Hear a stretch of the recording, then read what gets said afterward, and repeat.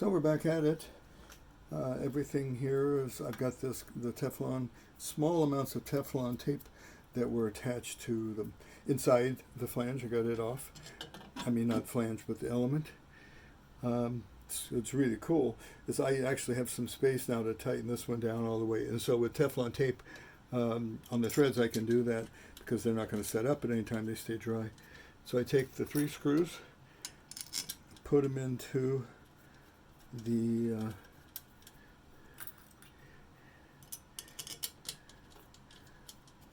threads on my new base. I have a impact set up here. This is what do we have here? 4mm hex driver. So I like this. It's impact. You know, you can just hand tighten them first.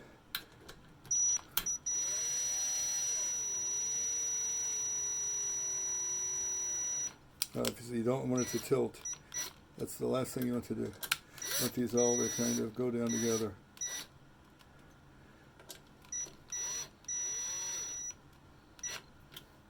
I think we're getting there. So I'll do a little bit on each. So it goes down evenly. And I have this set on 8 right now. I really don't want it that. I want it on like a 4. Oh, let's try 4. Let's try 2 to start with. So they're all tightened the same. All right. 2 brought it a little bit down. Okay, let's jump it up to a 3. Let's go to 4. Gets a little bit more torque on it. And let's go to 6.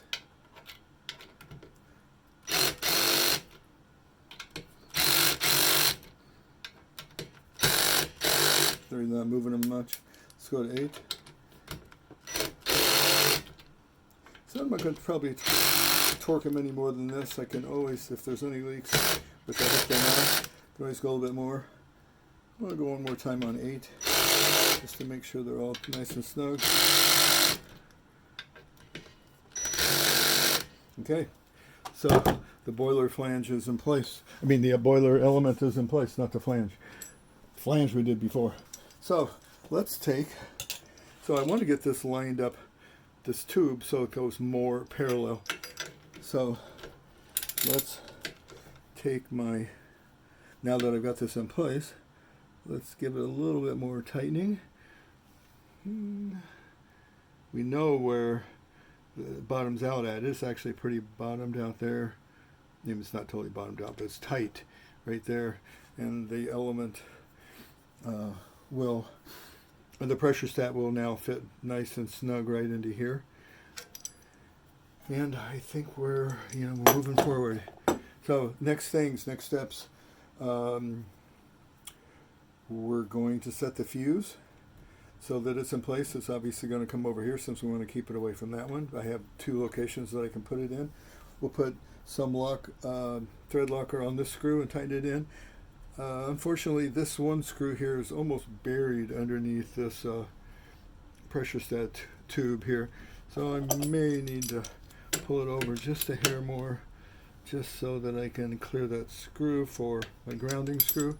And then I've got the 2 grounding screws that are going to go on this side, and the grounding screw for the base, which comes back to here.